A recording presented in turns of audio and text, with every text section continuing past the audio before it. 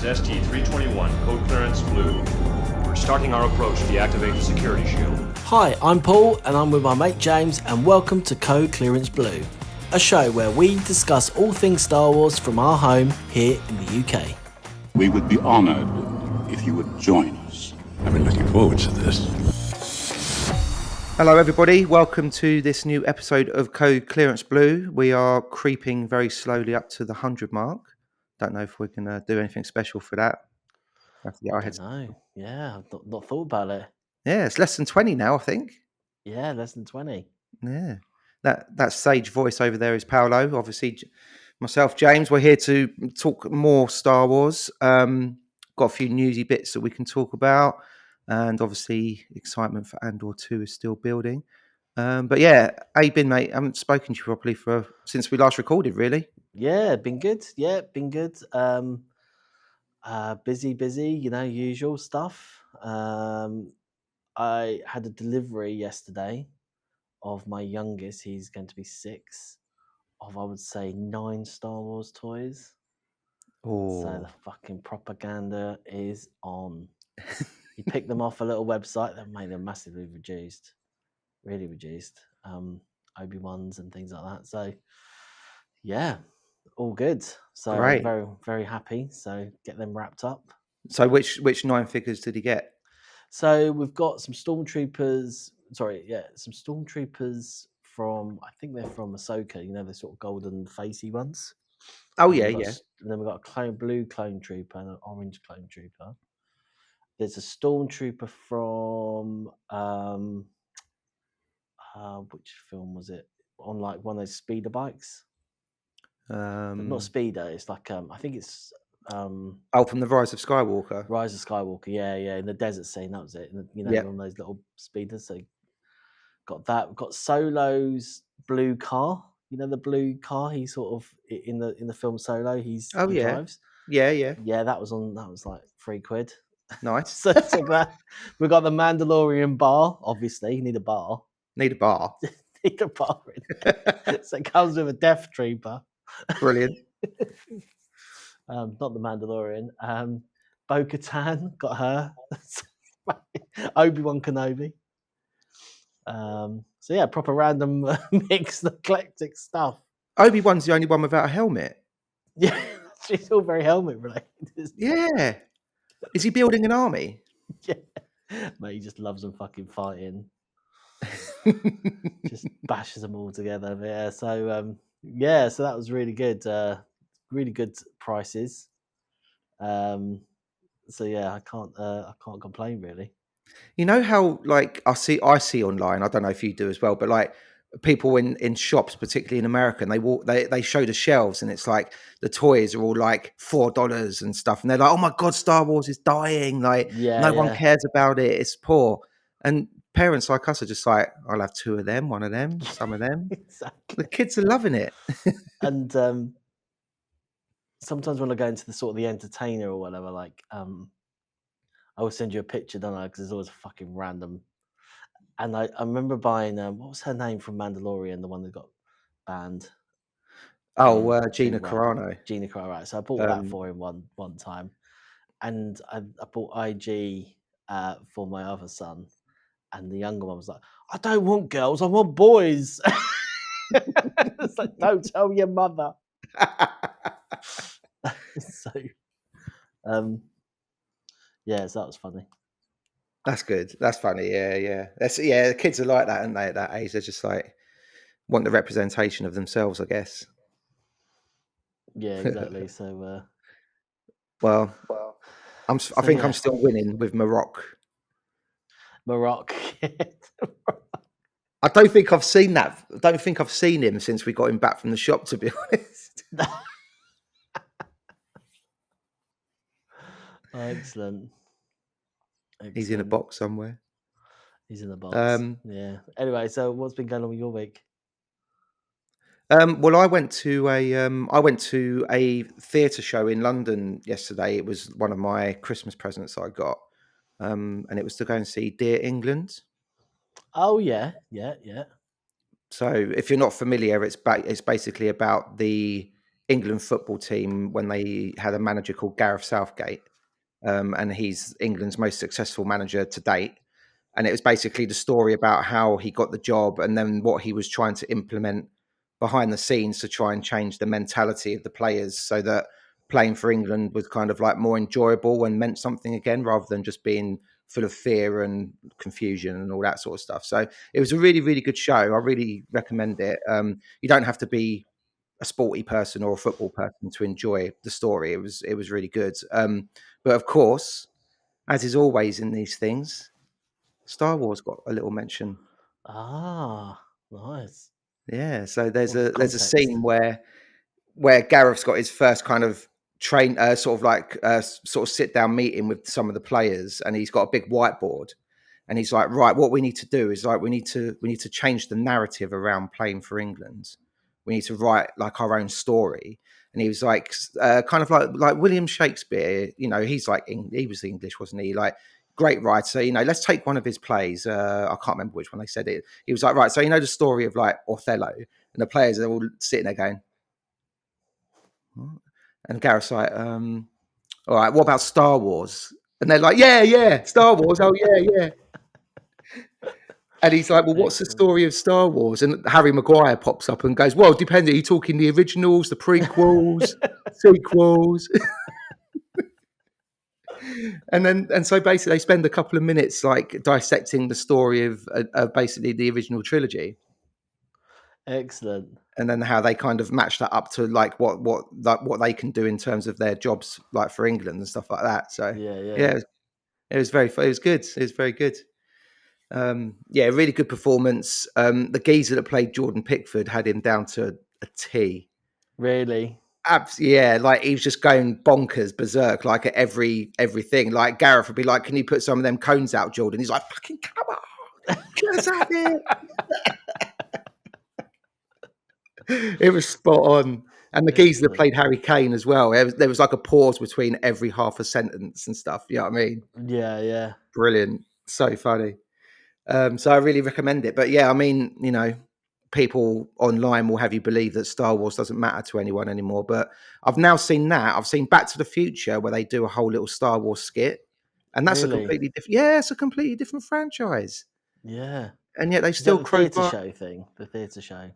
Is that, yeah, the theatre show? Yeah, they did a bit where they were at the high school and Marty and Biff ended up having a lightsaber fight in the locker room Oh, right, nice. at some point. Yeah, and I was just like, When I went Star to Wars. Panto, they brought out the lightsabers. Did they? Yeah. Nice. Yeah. That's what I mean. It's just recognisable. It's Always a the Star Wars top. gag in there. It's the top, mate, isn't it? It's the top one. I don't care what comes along, Harry Potter and Star Trek and all that, but Star Wars is the one. Exactly. Yeah. But there's also another show coming out, isn't there? A little Star Wars themed show that you sent over to me. Little strippers. That aren't strippers. Oh, I see what you mean. Yeah. We're getting a little treat over here in London in May and June. The Empire Strips Back. The Empire Strips Back. Yeah. So it's like a Star Wars parody done within the world of burlesque. So yeah, tickets have just gone on sale now. And Paolo and I are thinking of going purely for research purposes, obviously. Well, yeah, we want to do a podcast special, don't we? Yeah. So we'll just for our people that aren't in London, you guys should have a listen. Sneaky behind the scenes footage of a stormtrooper with just stockings on. I was going to say, like, I'll temper expectations now. I doubt we'll be allowed to film any of the acts. No, exactly. Yeah. We'll film the advert for you guys. Yeah. Maybe we'll put a link on our Twitter page and stuff like that as well. By the way, if you are on Twitter, give us a follow at UK Star Wars Pod, and on YouTube at Code Clearance Blue. Same for TikTok as well. Code Clearance Blue. Come and get involved. But yeah, it looks like it'll be quite good fun though. I've seen a lot of feedback on Facebook and stuff. People saying it's a really good night out and enjoyable and everything. So okay, cool. Yeah, we'll do a little live pod. Yeah, absolutely. See how we get on. Yeah, you mentioned earlier about figures and toys from various different parts of the franchise, but two of the stars of the Disney era are getting together to do a rom-com. Don't know if you've seen this. Oh no, Yeah. Do you want to hazard a little guess who it might be? a rom-com. I guess it's not Samuel Jackson Maybe he plays the father of one of and them. I don't Liam know. Neeson.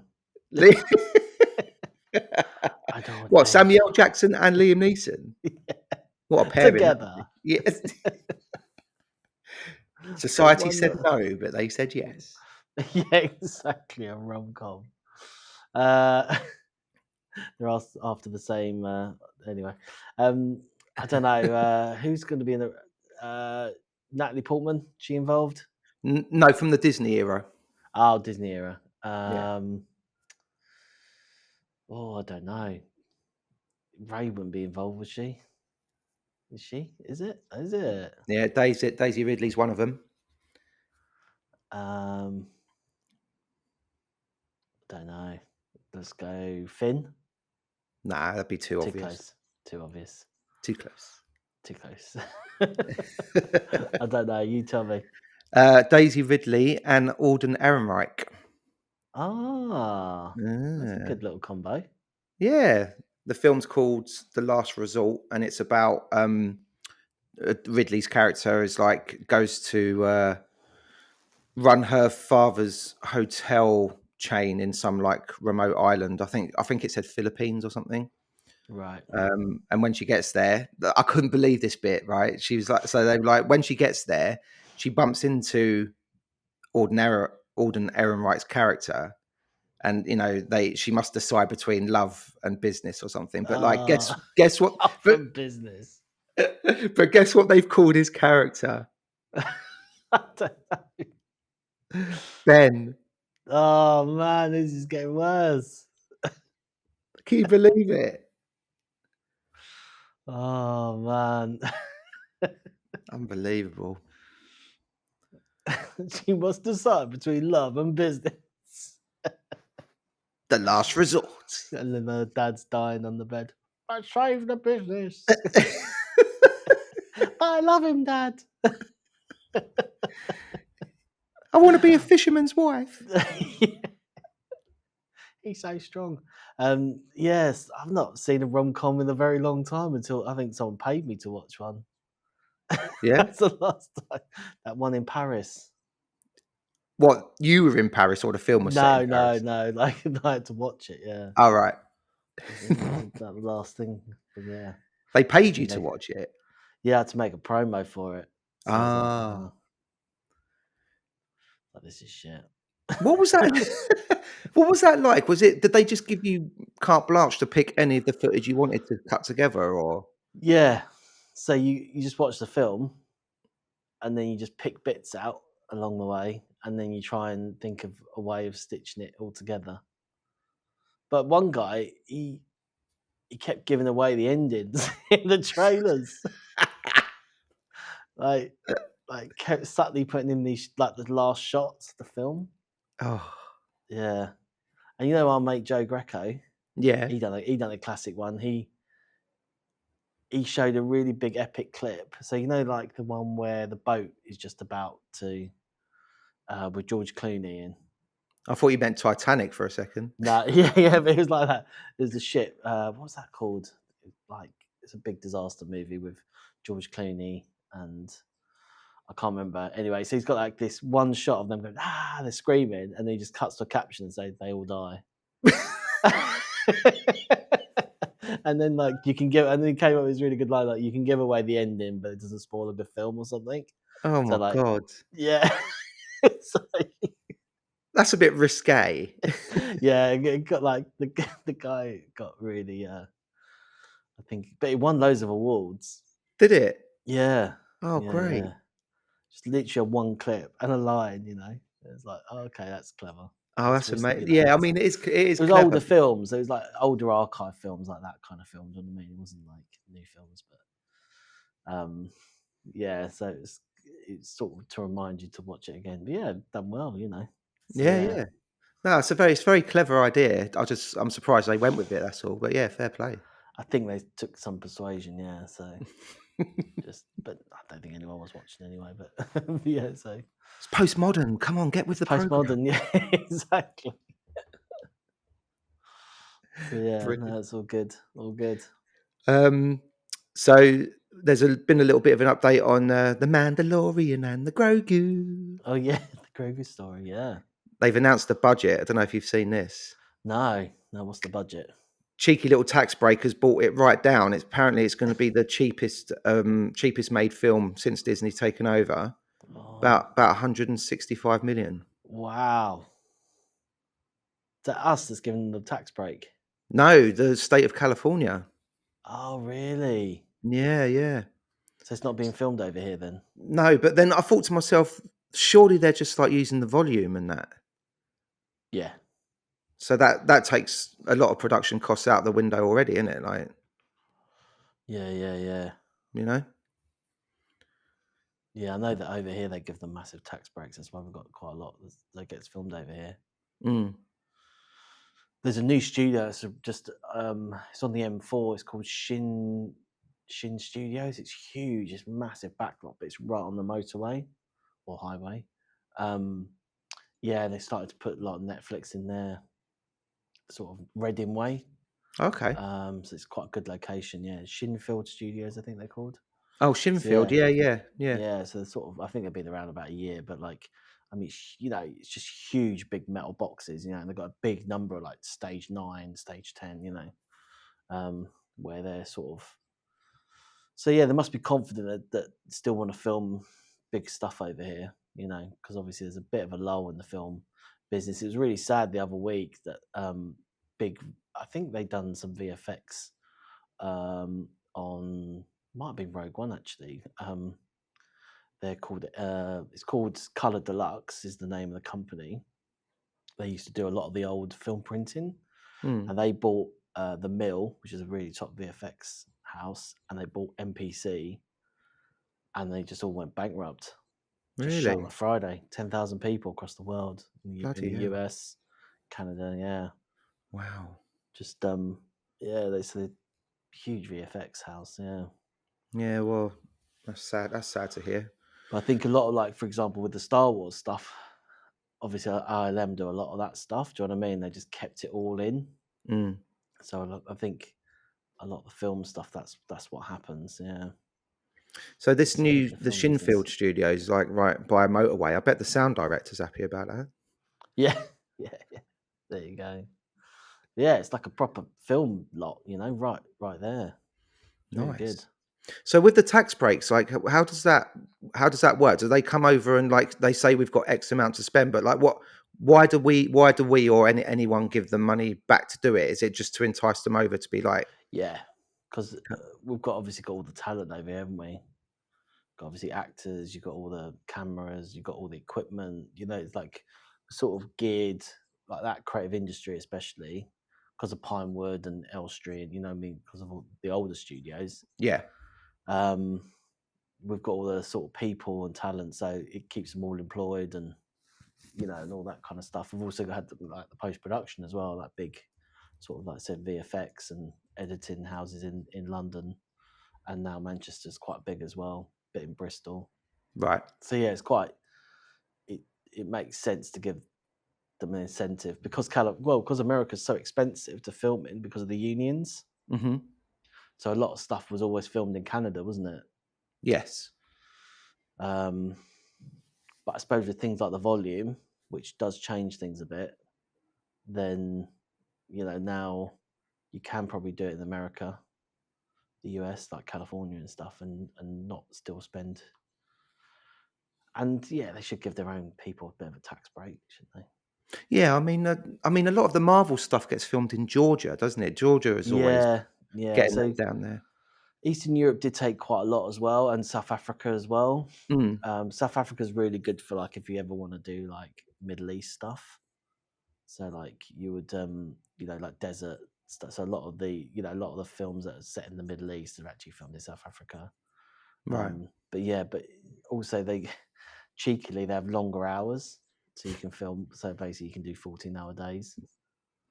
So it's like a exploiting labour as well. You know what I mean? So See, always that kind of thing always reminds me of like when James Cameron came over to film Aliens in the 80s at Elstree or Pinewood, whichever one it was, and he just couldn't get his head around the fact that everyone stopped to have tea at like 11:15 in the morning Yeah. and 4:15 in the afternoon, and then everyone down tools at 5:00, and he was just Yeah. like, we're trying to make a movie. What's Yeah. going on? Yeah, everyone had the sort of union breaks, but I think it's a little bit less like that over here now. But yeah, I think still like that in the States a bit more maybe. And South Africa also, like whenever you do like helicopter shots, you don't really need like a proper fucking license. Just have a camera guy on the helicopter. You know what I mean? And then Eastern Europe, Romania's got massive amounts of studios, so loads of people like film. They'll film like all the commercials done over here, and they'll actually get everyone out there, like ship all the actors, the camera guy, like everything like that. Maybe not the lower technical people, like sort of assistant camera ops and things, but like DOPs and things. You just ship everybody out to Romania, film it for a week, and they should come back. Wow. That's how cheap it is. Yeah. Well, yeah, because also like Game of Thrones filmed a lot in like Croatia and places like that, didn't it? Croatia, Romania, yeah. Yeah. It's becoming a quite powerful little hub. Yeah.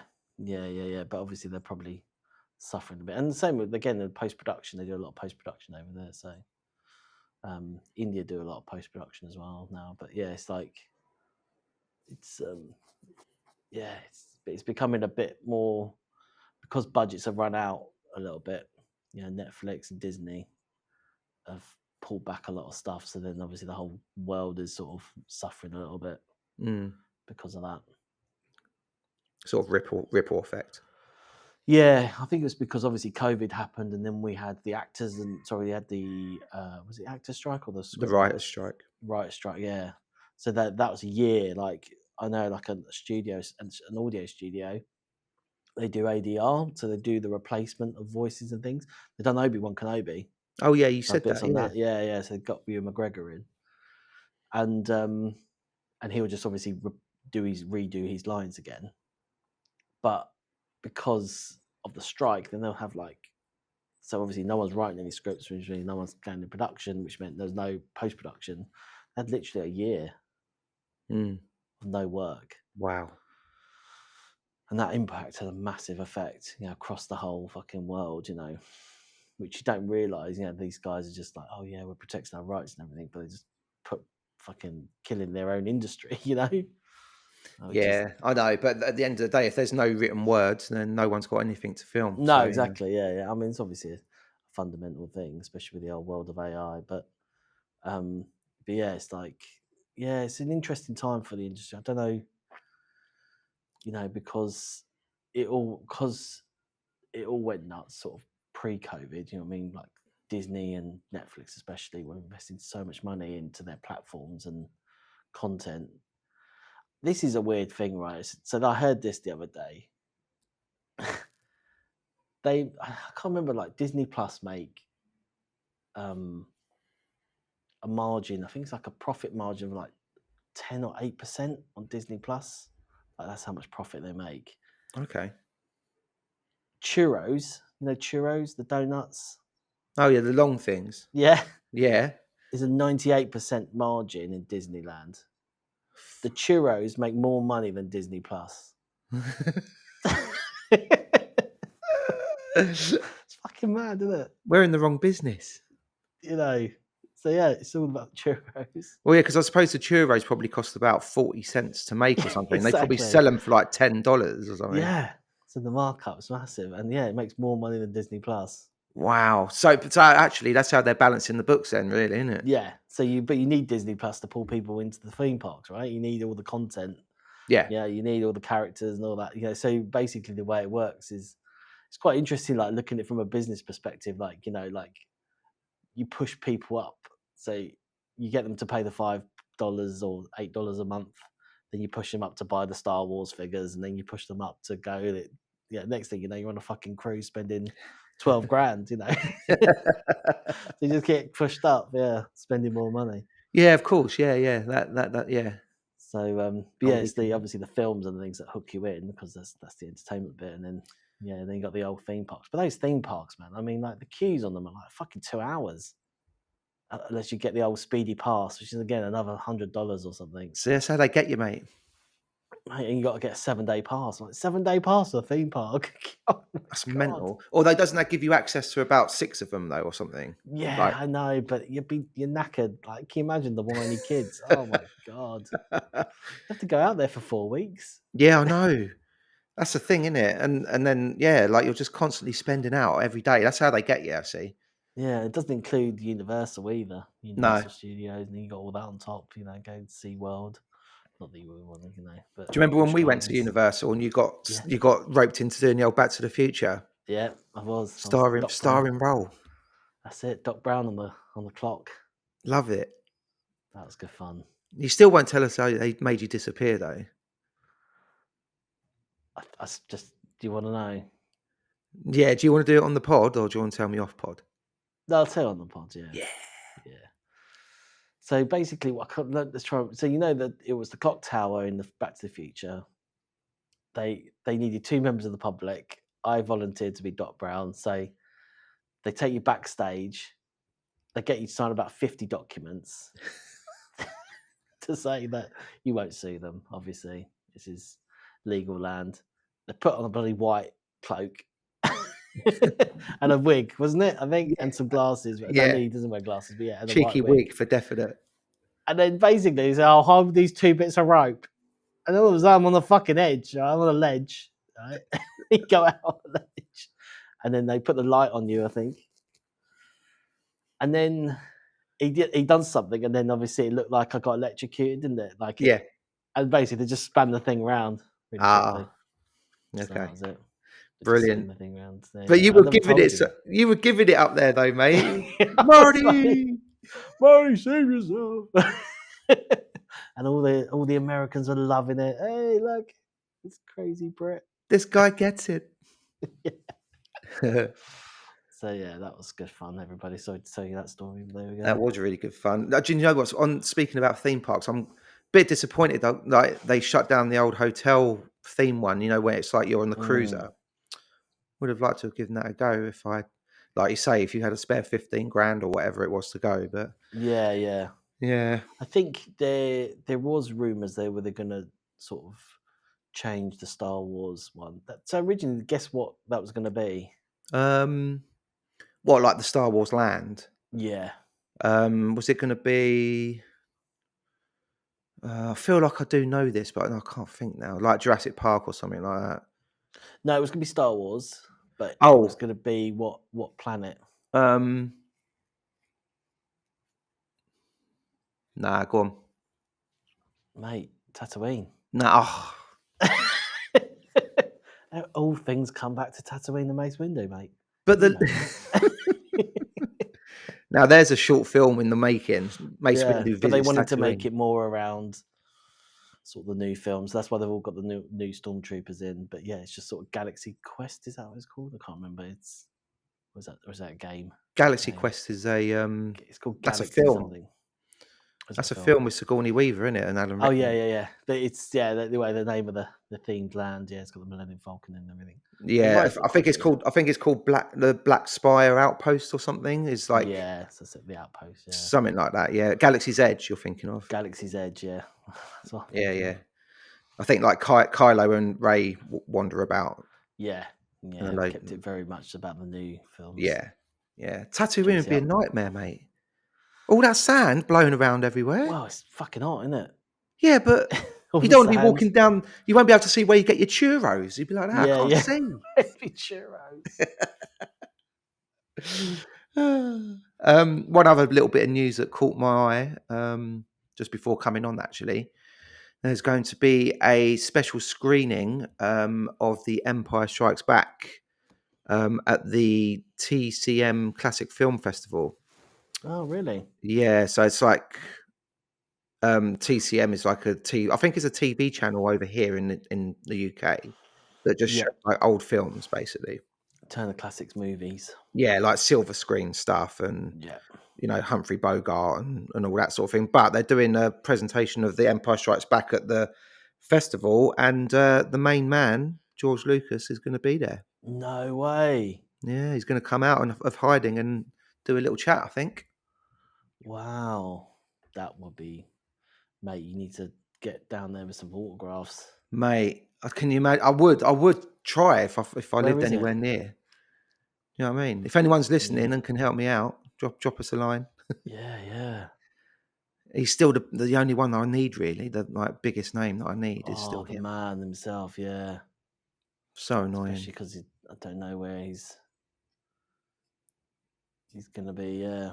Yeah, he's not getting any younger, as they say. You know what I mean? So, but yeah, I think that's pretty good that he's coming out to do that. I suppose it's kind of in his wheelhouse, really, isn't he? He doesn't really do the whole red carpet film premiere stuff, but TCM kind of laid back affair, sit back and just have a chit chat is more his speed, in it. I think. Yeah, well, it's all in Hollywood, so Hollywood 2025. So that's probably why he can do it. Yeah, it's probably a nice easy commute. The Chinese theatre. Although he's not hotel. He's not big on Hollywood, though, is he? Really? Let's be honest. No, he's very anti-Hollywood. But we never went to the Roosevelt Hotel, did we, in LA? Hollywood? No, we went to Man's Chinese Theatre, didn't we? Yeah, watched episode 1 there. Yeah, which was great. Really enjoyed that. But no, I don't think we went to the hotel one. No, what's that? Is that where they're holding the festival? Is it? It's in several venues. So Man's Chinese Theatre is one of the venues. Roosevelt Hotel. So yeah, several different venues, I think. Nice. So yeah, George is coming out to play. Yeah, good to see. It's good to see. Did you watch the Tony Gilroy live stream the other day? I did, but I didn't watch it live. I was playing catch up. Yeah, I played catch up as well. I forgot to watch it live.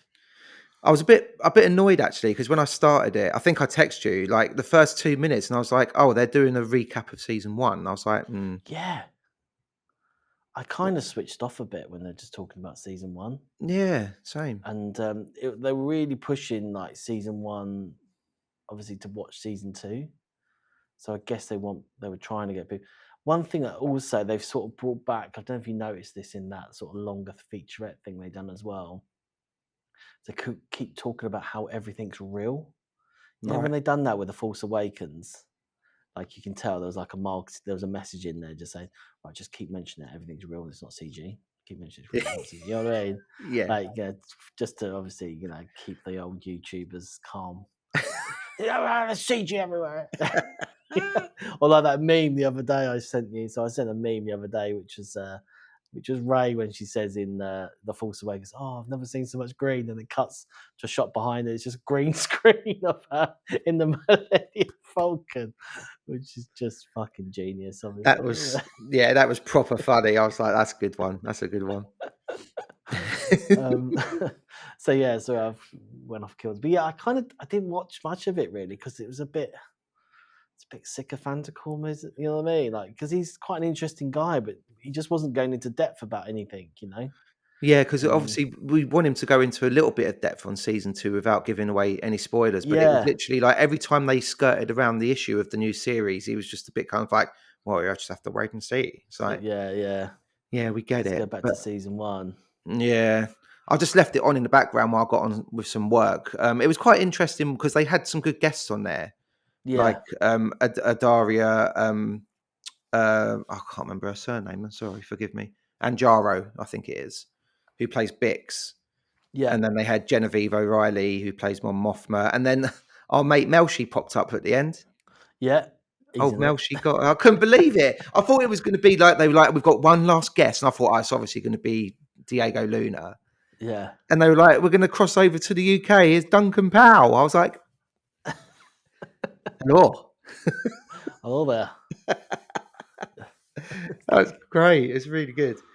So hearing their recollections of series 1 was quite good because obviously they filmed it and everything. And yeah, that was good. But I just I thought it was going to be like a real lead platform into like series 2, basically, with a good old chat with the writer director and everything, or writer showrunner, I should say. But yeah, no. But I mean, it's still up there on YouTube if you fancy killing an hour something to listen to. It's okay, but yeah, I'm with Paolo on that one. I thought I was a bit disappointed. Yeah, but we'll see. I'm sure there's going to be something dropping soon. Another trailer. Well, that picture I sent you the other day, people were already at it. So I went on YouTube and it was like Andor 2 trailer 2, and I was like, oh, and I almost clicked it, but for the fact that they put a ginormous Darth Vader in it, and I was like, nah, this has got It's clickbait. the picture, it's the picture of Krennic, isn't it? Yeah, it's the picture of Krennic, and they've superimposed a picture of Vader over the really top. Badly because the scaling's all over the place because he looks massive. Krennic looks like an ant. It's like shit, man. I'm not the best at Photoshop, but that looks fucking like okay. Yeah, but that was so. Yeah, we still got fucking million hits because you know that everyone's like us. You just get pulled in by the thumbnail, don't you? I was like, oh, look at that, they're together. I was like, oh shit, just giving them a click. He goes like, it's just a trailer of Rogue One that's sort of cut with some new shots in. Exactly. So, it's just like bit like the new trailer for Andor, and then they just cut in like, tell your sister you were right. Yeah. All that kind of shit. Yeah. Where's Mike Zero? Yeah, where's Mike gone? This is prime Mike Zero time. Yeah, I think ever since George Lucas left, who's clearly his spy in the camp, he's gone quiet. He said George Lucas was feeding him the info. Yeah. I keep seeing that clip on again on Instagram or wherever, TikTok, of that day when George Lucas wrote episode 1. Oh yeah, the behind the scenes one. Yeah, so he's got the yellow paper and he's like writing. Yeah, and he drops his kids off. Yeah. Just drop my kids off now. Just gotta write the script. It's like shit, man. Like just gonna go and write the script for a new Star Wars film. Yeah, brilliant. And he's got that folder there. You're like, oh, I would love to look in that folder. Yeah, it's like all these sort of plot lines and things. God, that head, just trying to work all that out was amazing. I know. I know we give him a bit of shit for the prequels, like on a certain level, but like to make any one of them films is just, I mean, it's hats off in it. You know what I mean? It's just, yeah, totally. It's just crazy. I'm reading the Making of Empire Strikes Back book again because I like they're like those big coffee table like tomes, like so full of information. And just talking about the studios that we were talking about earlier, just reminded me of when they were all geared up. They were going to take over the whole of like Elstree, but Stanley Kubrick was filming The Shining on like the 2 biggest stages, but he was like nearly done.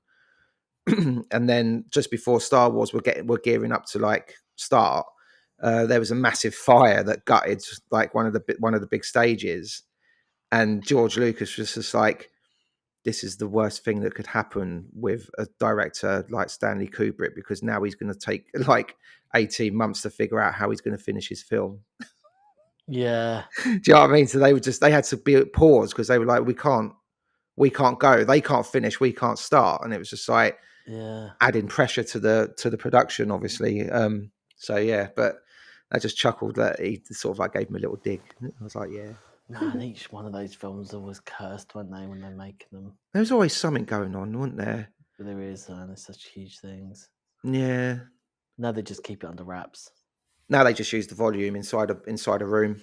Yeah, exactly. Well, that's it. The volume. Yeah. Oh, good stuff. Was there anything else? Any more? No, I think that's it, mate. To be honest with you, good stuff. Was good to catch up for another week. Yeah, really good. Oh, just one point of news for the future. I started the week by getting a phone call from a Gamorrean guard. Oh, nice. I'll say no more for now, but we might be getting an interviewee onto the pods very soon. Excellent. Or as my son calls them, the piggies.